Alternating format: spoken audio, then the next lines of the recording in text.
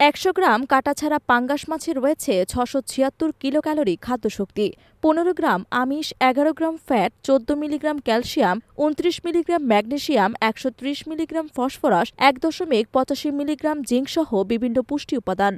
পাঙ্গাস মাছের উপকারিতা। পাঙ্গাস মাছ ক্যালসিয়াম ও ফসফরাসের ভালো উৎস হওয়ার কারণে দেহে ক্যালসিয়াম এবং ফসফরাসের ঘাটতি পূরণ করে দাঁত এবং হাড়ের গঠন মজবুত রাখতে কার্যকর ভূমিকা পালন করে।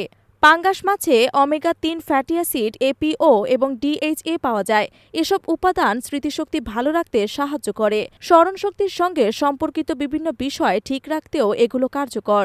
মাছের মধ্যে থাকা ফ্যাটি অ্যাসিড রক্তনালীর স্থিতিস্থাপকতা বাড়ায়। খনিজ উপাদানগুলো মস্তিষ্কের কার্যকলাপ স্বাভাবিক রাখে, স্মৃতিশক্তি উন্নত করতে সহায়তা করে। এছাড়া পাঙ্গাস মাছে থাকা জৈব অ্যাসিড দৃষ্টিশক্তি শক্তিশালী করতে, এমনকি নখের ভঙ্গুরতা দূর করতে এবং চুল পড়া রোধে সাহায্য করে।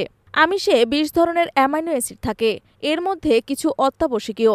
খাবারে কোনো অ্যামাইনো অ্যাসিড কতটুকু আছে তার উপর নির্ভর করে আমিষের গুণমান। বিভিন্ন গবেষণায় দেখা গেছে বাঙালিরা যেসব মাছ খেয়ে থাকে তার মধ্যে পাঙ্গাস মাছে অত্যাবশ্যকীয় অ্যামাইনো অ্যাসিড বেশি পাওয়া যায়। এরপর তেলাপিয়া ও রুই মাছ। ১ গ্রাম আমিষে ২৭৭ মিলিগ্রাম অত্যাবশ্যকীয় অ্যামাইনো অ্যাসিড থাকা উচিত, সেখানে পাঙ্গাসে আছে ৪৩০ মিলিগ্রাম।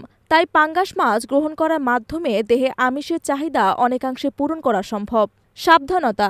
বেশিরভাগ পাঙ্গাস মাছ এখন কৃত্রিমভাবে পুকুরে চাষ করা হয়। চাষের সময় যে খাবারগুলো দেয়া হয় সেগুলোর কারণে পাঙ্গাস মাছ ক্ষতিকর হতে পারে। পাঙ্গাস মাছ সংরক্ষণের জন্য প্রচুর প্রিজারভেটিভ ব্যবহার করা হয়। কীটনাশক বা রাসায়নিক যেসব পদার্থ ব্যবহার করা হয় তা দেহের জন্য অত্যন্ত ক্ষতিকর। তাই তাজা মাছের বদলে সংরক্ষিত পাঙ্গাস মাছ গ্রহণের ফলে দেখা দিতে পারে বিভিন্ন শারীরিক জটিলতা।